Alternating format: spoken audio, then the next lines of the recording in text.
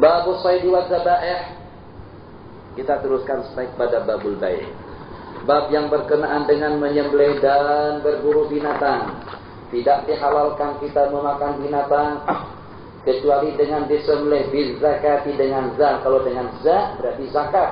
Kalau dengan za berarti dengan disembelih. Kecuali ikan tak payah disembelih kecuali kalau ikannya besar. Wal jaradu, kecuali dengan belalang. Fatahilu maitatuhuma wa yahrumu ma zatahahu majusiyun, hindiyun, budiyun. Sementara yang disembelih oleh orang Kristen, ahlul kitab tidak mengapa. Hati-hati. Kadang-kadang dengan restoran-restoran di Malaysia, bahasa Melayu ada, bahasa Inggris ada, bahasa Cina ada, bahasa Hindu juga ada. Rasanya tak patutlah kita masuk ke restoran itu. Itu masih membimbangkan dengan makanan yang dihidangkan. Cari yang dengan restoran, yang pertama tulisannya hanya dengan huruf Melayu atau dengan Arab Jawi. Kemudian yang kedua, mungkin itu dengan bahasa Latin. Katakan saja dengan bahasa, dua bahasa itu. Tapi kalau sudah ada bahasa Cinanya, kalau sudah ada bahasa Hindunya, itu dikhawatirkan yang disajikan di sana tidak halal. Fala yang disembelih oleh orang Majusi, yang disembelih oleh orang murtad. Hati-hati yang murtad, yang ingkar, yang mengatakan syariat tidak relevan, yang mengatakan bukan waktunya lagi, yang mengatakan itu dan ini. Hati-hati, sembilan daripada mereka. Kita tidak mengatakan, kita tidak berupaya untuk mewujudkan suatu ketegangan atau antara umat dan masyarakat. Tapi ada hal-hal yang berkenaan dengan akidah yang sangat membahayakan sekali, yang kadang-kadang dengan seseorang tanpa dia menyadari. Saat ketika dengan dia mengatakan, untuk apa lagi kita di zaman modern beramal dengan Al-Quran dan hadis setelah dengan kemajuan teknologi? Kenapa kita dengan Al-Quran? Kenapa kita dengan... Jangan jadi. Tak buat urusan Anda, tapi jangan perlekehkan hukum dengan cara seperti itu.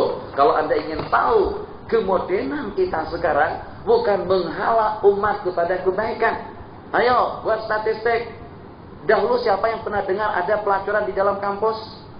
Apa kampus? Kampus juga kan? Siapa yang pernah dengar? Kemarin saya sebut, malam tadi saya sebut, ada istilah ayam kampus yang tujuannya untuk mendapatkan sijil. Untuk kuliah tak ada duit, sanggup untuk menjual kehormatan di hotel-hotel, di kelab-kelab malam, joget, disco, ternyata dibayar, tarik bayaran dari 100.000 sampai pada 500.000. Itu kalau untuk kalangan mahasiswi. Jangan katakan di Malaysia tidak ada. Saya pernah mendengar cerita dari Langkawi, cerita tentang kawan adik-adik kita, cerita daripada teman-teman kita di sana. Bahkan dikatakan 80% daripada pelajar di sekolah itu sudah pernah menonton yang porno-porno. Bahkan ada dengan sebagainya secara praktikal langsung melakukan apa yang dilihat, apa yang dipertontonkan kepada mereka. Ini satu benda yang berlaku. Ini dengan alasan kita sekarang sudah canggih, modern. Ya justru dengan kemodernan teknologi semakin modern juga hubungan antara insan dengan insanah secara haram. Jadi dengan seseorang yang ingkar dengan syariat, yang ingkar dengan hukum, hukumnya menjadi murtad. Sembelihan orang murtad tidak halal. Qala wa'abidu wasanin, penyembah berhala, Nasraniyul Arab, orang Kristen Arab, Arab Kristen. Wa yajuzu dzabhu bi kulli ma lahu haddun. Dan boleh kita menyembelih dengan menggunakan tiap benda, tiap alat yang tajam, yang memutuskan, kecuali gigi dengan tulang dan kuku. 3 jenis itu tak boleh digunakan untuk alat penyembelih. Gigi, kelah dengan kita saat ketika tengok ayam, rasanya teringin sungguh. Saiznya pun tidak terlalu besar, rasanya cukup untuk makan 1 hari. Tangkap ayamnya, masukkan ke dalam mulut, kepalanya langsung macam itu digigit, potong kepalanya. Masya Allah, tabarakallah, mengalir darah pada itu. Katanya lebih enak macam itu daripada mengasah-ngasah pisau dari pisau lambat. Kalau dengan digigit itu, derek saja lagi dengan kita langsung masuk ke dalam periuk, siang makan. Masya Allah, tabarakallah, haram dengan gigi. Atau dengan kawan-kawan kita yang memanjangkan kuku. Tak ada dalil yang mengatakan sunat kuku panjang, justru ada yang mengatakan itu tajabbuh bil bahaim atau dengan binatang. Kuku kita diantara daripada khisalul fitrah yang dituntut. Saya juga pernah kuku panjang ya. Sebelum pergi hijrah ke Mekah dulu tuh ke-5-5-nya ini panjang. Bahkan ke-10-nya kuku panjang. Memang tren kita di sana, model di sana fashion. Kuku panjang, harta dengan laki-laki. Yang sekarang ini saya tengok pensyarah ada juga yang terlibat memanjangkan kuku, khususnya kelingking dengan ibu jari. Sekarang apa manfaatnya? Ya paling manfaatnya untuk mengorek hidung atau manfaatnya untuk buang telinga. Itu saja manfaatnya. Sementara manfaat yang kita peroleh tidak seimbang dengan kerugian kita terhadap sunnah. Sunnahnya tiap minggu kuku dipotong. Hati-hati, jangan sampai, selalu berkata begitu, saya selalu berkata begitu, jangan sampai gara-gara jari tangan akan melambatkan seseorang terlambat masuk surga. Jadi kata ibu jari, hang dulu di waktu di dunia tak pernah potong saya. Hari Jumat nih dengan adik saya yang kecil ini, yang ini keempat-empatnya, semuanya beramal dengan sunnah. Dipotong waktu dia pergi ke masjid. Sementara dengan aku dibiarkan panjang. Zalim kamu dengan aku. Aku ingin disiasat secara adil. Kenapa sampai dengan Anda tidak berikan kesempatan kepadaku untuk beramal dengan sunnah? Tidakkah begitu yang dikatakan di dalam Al-Quran? Al-yawma nakhtimu ala afwahihim wa tukallimuna aydihim. Aydihim ya kuku, ya tangan, ya dengan janggut, ya juga dengan seluruh anggota tubuh kita. Qala rahimahullahu ta'ala, kecuali kuku tulang dengan gigi, baik daripada manusia maupun daripada yang lain, yang bersambung maupun juga dengan yang terpisah. Wa ma qudira ala dzabhi ala, dan yang boleh disembelih disyaratkan kita memotong hulqumihi wa mari'ihi. Hulqum saluran pernapasan, mari saluran makanan dan minuman, atau sebaliknya saya tidak pasti yang mana satu. Sudah disebutkan yang mana yang untuk pernapasan, yang mana yang untuk makanan dan minuman. Majran nafs. Jadi hulqum pernapasan, mari makanan dan minuman. Wa yundabu ayyuwajha ila qiblati, dan disunahkan kita menghadapkan sembelihan kita ke arah kiblat. Wa ayyuhidda syukrata, dan hendaklah dengan kita menajamkan mata pisau. Wa yusra' imraraha, jangan seperti dengan guna apa namanya yang dulu tapi yang apa itu? Biola lah. Biola. Jadi kan biola tuh gayanya macam mana? Jadi waktu kita menyembelih jangan karena kita seniman dalam bidang itu, akhirnya waktunya ini kesian yang punya leher, kesian. Kata kambing, seronok banget sembelih macam tu. Cobalah sekali-kali letakkan pisau tu ke leher kamu, tahu rasanya. Kambing tak boleh cakap, dia hanya cakap tengok dengan mata saja. Pernah tengok tak? Kambing tu melirik dengan matanya, lembu melirik dengan matanya di waktu disembelih. Karena keganasan daripada manusia waktu disembelihnya. Jadi jangan santai, relax, tidak boleh. Jadi yusri bi imrarin Musa, bersegera waktu kita melakukan saya cepat-cepat tekan kuat-kuat supaya cepat putus. Jangan sampai kita menyembelih secara relax santai. Seperti kan ada yang naik gelombang atau apa yang menganut. Jadi kita mau semacam itu tidak boleh. Yuhid, tajamkan. Jangan sampai dia tengok waktu kita mengasahnya atau waktu kita menajamkannya. Tak boleh. Nabi kita bersabda, wal yuhidda syukratahu, yang selain daripada kita hadapkan ke arah kiblat, kita tajamkan mata pisau waktu kita menyembelihnya. Terus.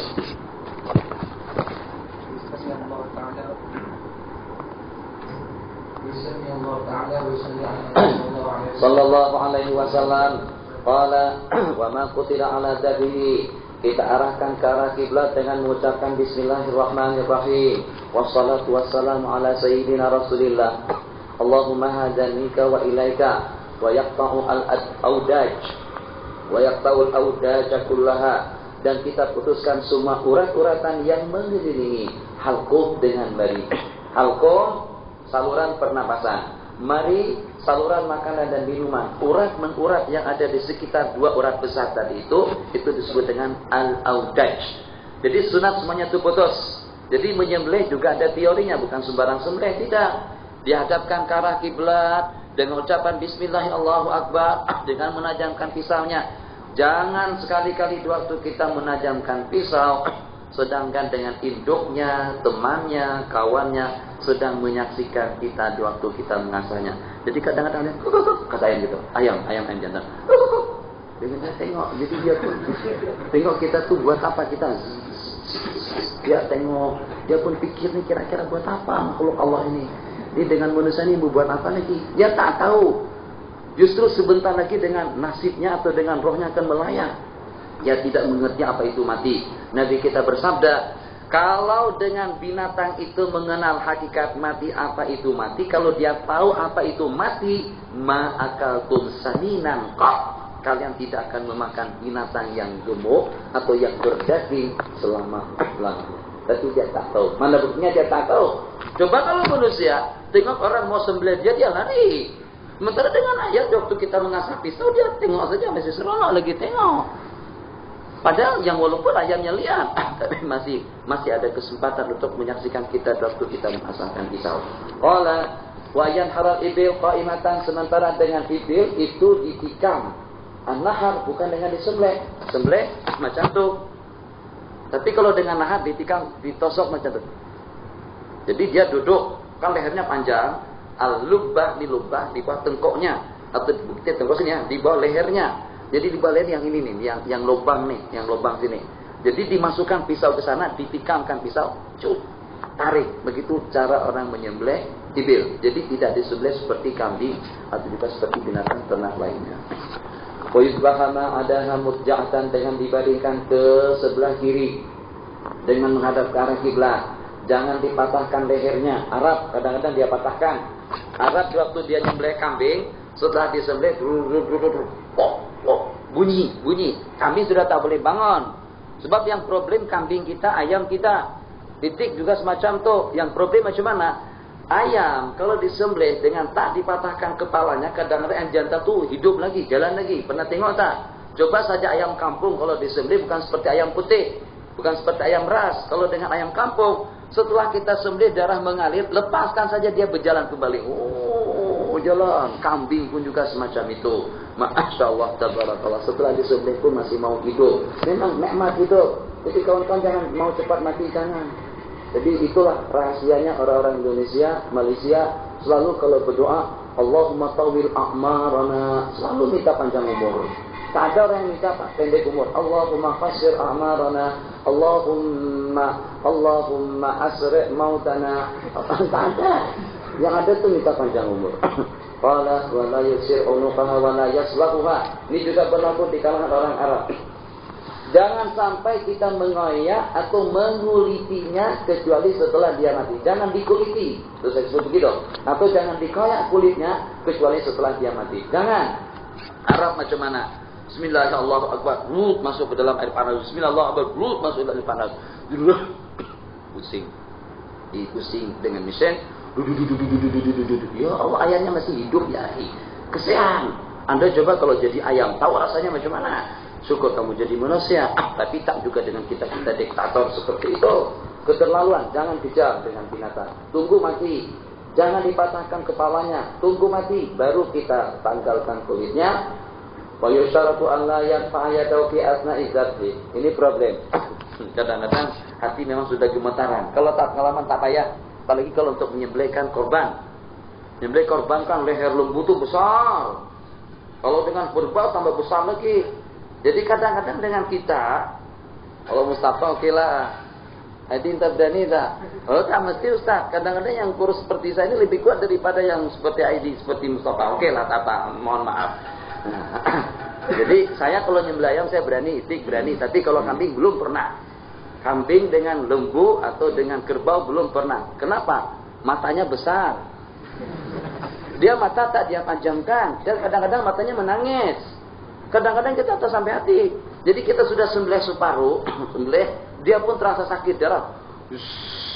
Darah kan deras macam tutup, mengalir semacam itu. Terus dia buka matanya, dia tengok kita sambil melelehkan air mata. Ya Allah, kesian kita. Kalau terangkat pisau atau dengan pedangnya pada itu yang jadi problem. Jadi hati ini harus keras. Jadi ada rasa kesian lagi kita pada itu.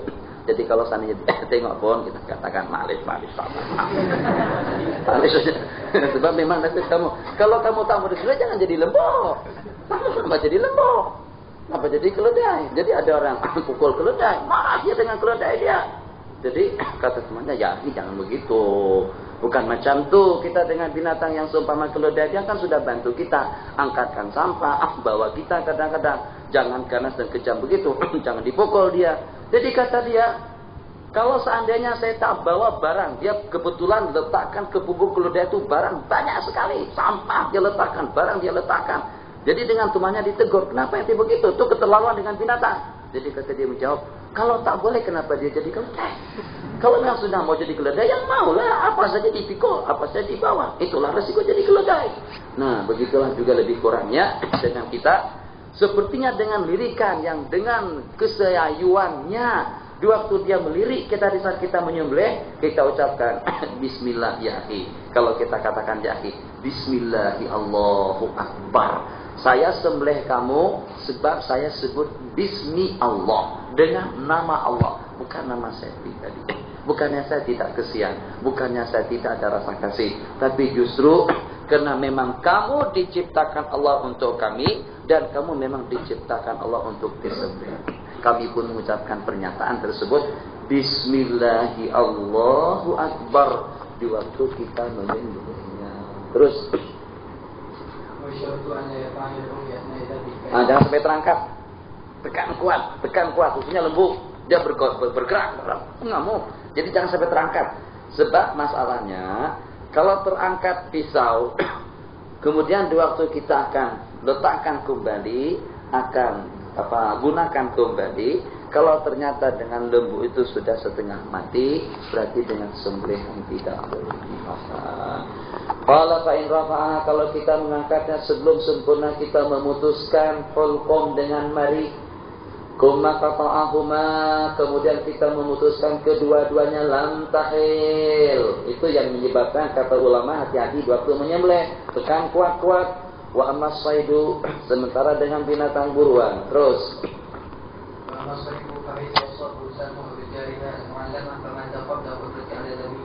di mana saja.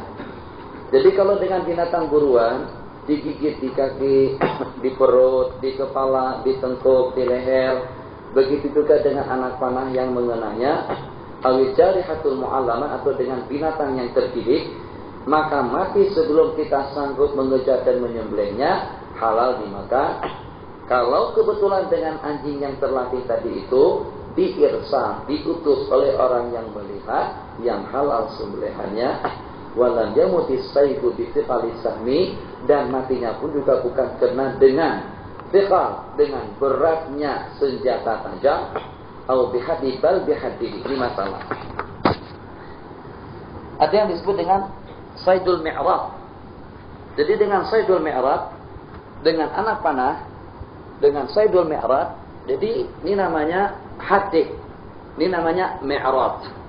Jadi kalau kemudian dengan kita melepaskan anak tombak atau dengan panah, waktu kita tombak, kalau ternyata dengan rusa tadi itu bukan kena mata yang tajam, bukan kena mata tombak yang tajam, tapi justru terpelanting karena pukulan daripada kayunya. Kita lemparkan, kena mana? Kena kayunya ke dahi dia, terus lumpuh, tersungkur, mati. Kita kejar dia sudah mati, itu tak halal dimakan. Kenapa? Sebab matinya kena terpelanting atau matinya kena terpukul dengan bahan kasar, atau juga dengan tombak, atau juga dengan panah, atau juga dengan batu. Balingkan batu tidak halal dimakan. Jadi yang halal dimakan idza kana bihaddi, kalau seandainya dengan ketajaman mata tombak.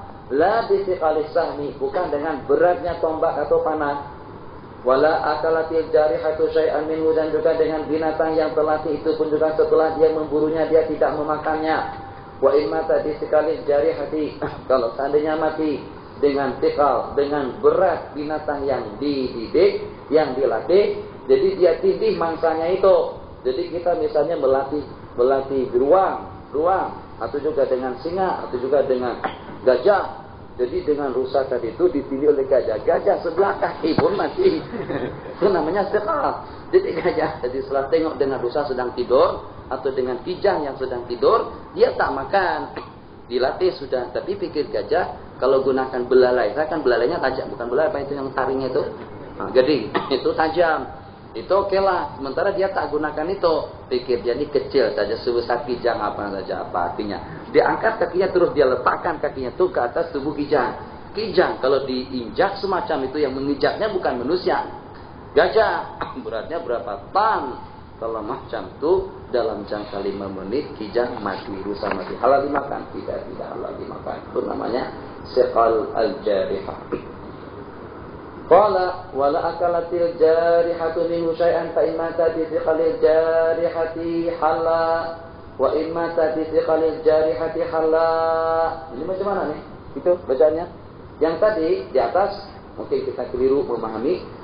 Wa amma saydu fa haitsu asabahu sahmu, kalau dengan senjata tajam, kalau seandainya dikena dengan siqalus sahmi itu tidak halal dimakan. Kalau dikena dengan ketajaman dengan mata tombaknya itu boleh. Tapi bagaimana kalau dengan siqalul jarihah?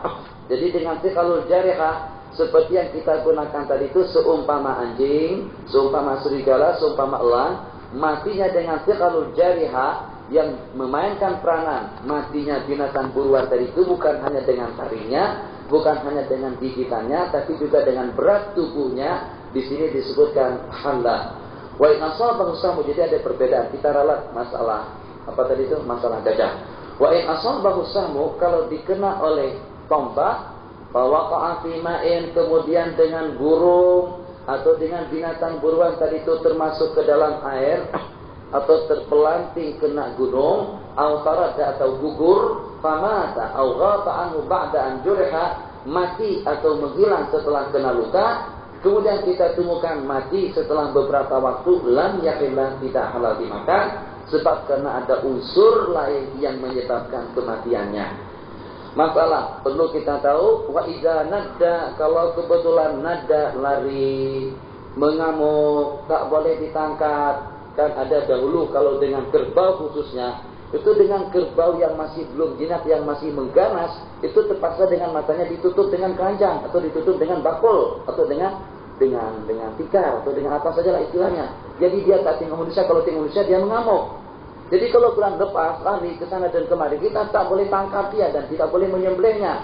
Dalam keadaan seperti itu, binatang ternak tadi itu juga boleh kita perlakukan seperti yang kita perlakukan kepada binatang buruan. Ambil tombak, ambil panah, lemparkan pedang. Jadi lemparkan pedang seperti ala India kan. Kena mana? Kena lehernya, kena perutnya, tersudut perutnya, mati.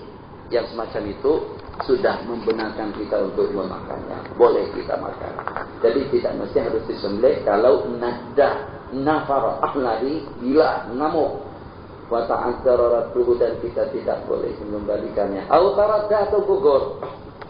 Jadi dengan ukuran daripada telaga tak terlalu besar. Katakan saja dia minum air, ya tentu kalau minum dia masukkan kepalanya terus terjerumus masuk ke dalam telaga. Tak boleh diangkat. Mana boleh kita mengangkat lembu. Lembu berat, tarik dari ekornya tak boleh. Justru ekornya yang putus. Seberat lembu ekornya tidak mungkin. Jadi kalau dengan lembu oke lah, tapi bagaimana kalau dengan kerbau?